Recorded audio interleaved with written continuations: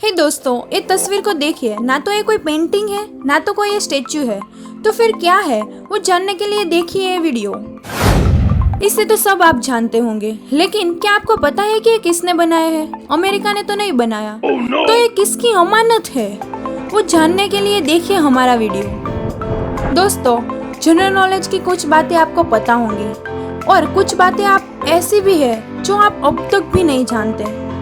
तो फिर कुछ ऐसे फैक्ट है दुनिया में जिसे सुनकर आपके मुंह से एक ही वर्ड निकलेगा, क्या अमेजिंग फैक्ट है। तो चलिए शुरू करते हैं। Fact number 9, Harry Potter movie के बारे में आपको काफी कुछ पता होगा और वो आपकी फेवरेट मूवी भी होगी। लेकिन हैरी पॉटर कास्ट मतलब ये डैनियल रेडक्लिफ कितना लकी होगा, ये कभी आपने सोचा है?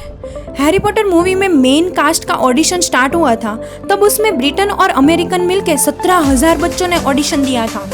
आप गेस कर सकते हो 17,000 बच्चे। उसमें डैनियल को सिलेक्ट किया गया। क्यों उसको ही सिलेक्ट किया? क्योंकि वो क्यूट था? नहीं, लेकिन उस मूवी के प्रोड्यूसर क्रिस्ट कोलंबस ने बताया कि सेमीफाइनल में 2 बच्चे थे। उसको सिलेक्ट करने में हमें डैनियल को काफ़ी कुछ एक्टिंग की क्वालिटी दिखी थी। Violence, scary, very powerful kid था और आज हैरी पॉटर कैरेक्टर सबके दिल में है। वाह, व्हाट अ लकी गाय। चलिए आगे बढ़ते हैं। फैक्ट नंबर 8, आप सब जानते हो कि पृथ्वी में खाना खाना कितना इजी है, लेकिन स्पेस में जहाँ ग्रेविटेशनल फोर्स भी नहीं होता वहाँ इंसान ठीक से खड़े भी नहीं रह सकते। वहाँ खाना तो कितना मुश्किल होता होगा। पर कैसा लगेगा अगर स्पेस में भी हमारे जैसे रेस्टोरेंट का खाना वहाँ मिले, मतलब कि पिज्ज़ा का मज़ा भी वहाँ ले सके। तो आपको एक बात बताती हूँ, वर्ष 2001 में पिज्जा हट कंपनी ने इंटरनेशनल स्पेस स्टेशन में पिज्जा डिलीवरी की थी। क्या स्पेस में? हाँ, उसका उन्होंने $1 मिलियन पे किया था। है ना अमेजिंग बात। ये पिज्जा को इतनी बार रिप्रोसेस करना पड़ा और उसको वैक्यूम सील्ड करके कई बार थर्मल स्टेबलाइज किया ताकि वो कई दिन तक स्पेस पर भी फ्रेश रह सके। और पिज्जा हट का लोगो भी वर्ल्ड्स लार्जेस्ट प्रोटॉन रॉकेट पर लगाया था। आखिर पिज्जा हट हिस्ट्री में फर्स्ट कंपनी है जिसने स्पेस में पिज्जा की डिलीवरी की थी। चलिए आगे बढ़ते हैं। फैक्ट नंबर 7, लड़कियों को कपड़े के बारे में काफी कुछ नॉलेज होता है, लेकिन कभी आपने इस कॉटन के बारे में सुना है? ये वर्ल्ड का रेयरेस्ट कॉटन सिल्क है, गोल्ड सिल्क कैप। वो एक सिल्क स्पाइडर से बनता है।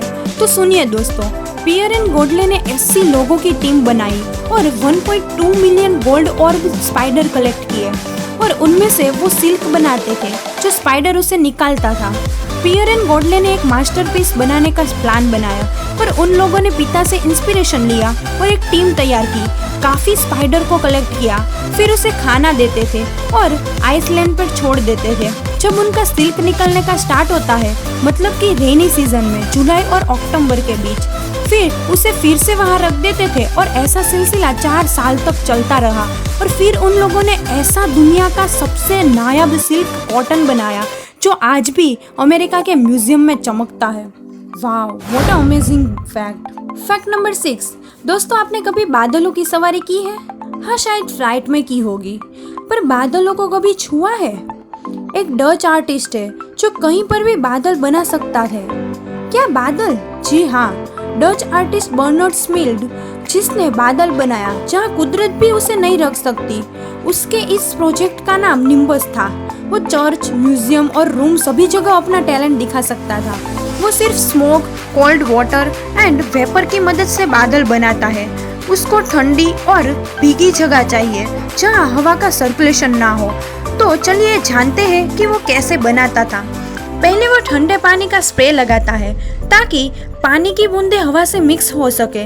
बाद में फॉग मशीन चलाता है, उसकी वजह से वो वेपर कंडेंस हो जाती है। बादल को 10 फीट लंबा और 6 फीट ऊंचा बना सकता है। आप कभी ट्राई मत करना, वो उसकी टेक्निक होगी। चलिए आगे बढ़ते हैं। फैक्ट नंबर 5, दोस्तों आपने कई सारी 3D पेंटिंग देखी होगी, लेकिन ये देखिए, वर्ल्ड की largest and longest 3D street है। वो 12,490 स्क्वायर फुट लंबी है। वो आर्टिस्ट 3D जोन मैक्स द्वारा पेंटिंग की गई थी। सारी पेंटिंग करने में 7 दिन लगे थे। वो वर्ष 2011 में पेंटिंग की गई है। उसे रीबुक क्रॉसफिट द्वारा स्पॉन्सर किया गया था। वाओ, वहाँ एक्सपीरियंस करना कितना अमेजिंग होता होगा ना। आप खुद ही गेस कर सकते हो ये तस्वीर में। फैक्ट नंबर 4, आज की जनरेशन में काफ़ी बियर्ड का ट्रेंड चल रहा है। बियर्ड हो तो अलग ही पर्सनालिटी बनती है, लेकिन पहले के ज़माने में बियर्ड रेयरली ही कोई रखता था। लेकिन ये देखिए, कुछ लोग तो बियर्ड को लेके इतना अलग करते हैं कि लोगों की नज़र उनकी तरफ पड़ती है। इस इंसान को जानते हो? वैलेंटाइन टेपले, जो एक किसान था, उसने ऐसा प्रॉमिस किया कि अगर अब्राहम लिंकन इलेक्ट हुए तो कभी वो बियर्ड सेव ही नहीं करेंगे, और उसने ऐसा किया भी। उसने इलेक्शन शुरू होने से पहले ही प्रोजेक्ट स्टार्ट कर दिया। वो 20 साल के हुए तब से लेके मरने तक कभी बियर्ड को सेव ही नहीं किया। तो आप सोचते होंगे कि उसे रखते कैसे होंगे। वो कभी चोटी बना लेते थे और शर्ट के अंदर ही रखते, कभी वो शरीर के साथ बांध लेते थे और खेती का काम करते। वो मरे तब तक उसकी बियर्ड 12 फीट हो गई थी। क्या प्रॉमिस है इस बंदे का। चलिए आगे बढ़ते हैं। आपको गूगल के बारे में पता है? हाँ, पता ही होगा ना। वो जो साइट आपको पूरी दुनिया का नॉलेज देता है, उसके बारे में कौन नहीं जानता होगा। लेकिन ये आपको पता है, गूगल ने उसकी लॉन के घास को काटने के लिए लॉन मूवर्स नहीं रखे, बल्कि उससे 200 बकरियां रखी। क्या बकरियां? हाँ, उन लोगों ने बताया कि हमारा एक हेडक्वार्टर माउंटेन में है, उसके लिए रेगुलरली घास को साफ करने का होता है। लेकिन उन लोगों ने लो कार्बन अप्रोच का सोचा। वो बोलते हैं कि लॉन मोवर्स में ज्यादा गैसोलीन यूज होता है, उसकी वजह से ज्यादा कार्बन निकलता है और एयर पोल्यूट करता है। इसलिए उन लोग से बकरियां मंगाई और वो घास खाती है और फर्टिलाइज भी करती है। क्या आइडिया है ना। फैक्ट नंबर 2, आपने कई सारे एग्जीबिशन देखे होंगे, लेकिन दुबई में तो केक का एग्जीबिशन होता है। ये देखिए, ये केक वर्ल्ड की सबसे महंगी केक है, जिसकी कीमत $1 मिलियन है। जी हाँ, $1 मिलियन। उसकी हाइट 182 सेंटीमीटर और उसका वजन 120 किलो है। दुबई में डेबी विंगहाम, जो केक क्रिएटर है, वो वर्ल्ड की मोस्ट एक्सपेंसिव डिजाइनर है, क्योंकि उसने $50 मिलियन के मास्टरपीस बनाए हैं। लेकिन उससे खाने का मौका सब ले सकते हैं, क्योंकि वो एग्जीबिशन रखती है, उसमें सब वो केक खा सकते हैं। वो लोग कितने लकी होंगे ना, जो $1 मिलियन की केक को खा सके। ये ब्राइड की केक है, जिसमें 1000 अंडे और 20 किलो चॉकलेट है। उसमें सब फ्लावर्स और सारी डिजाइन हैंडमेड है, और उसने डेकोरेशन भी इतना ही किया है। उसने पर्ल और 3 कैरेट डायमंड है, और उसकी कीमत $200 मिलियन पर ईच है। Wow, what a talent. अब आते हैं फैक्ट नंबर 1। उसके पहले आपने हमारी चैनल को सब्सक्राइब नहीं किया तो सब्सक्राइब करो।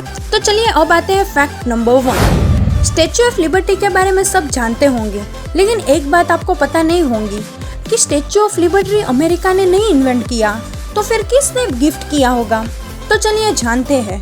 फ्रांस ने पहले इजिप्ट को एक गिफ्ट किया था, लेकिन उन लोगों ने लेने से इनकार कर दिया। फिर उन लोगों ने अमेरिका को गिफ्ट कर दिया। उन लोगों ने इस स्टैच्यू ऑफ लिबर्टी को एनलाइटनिंग द वर्ल्ड के नाम से उसे बनाया था। कैसा अमेजिंग है ना।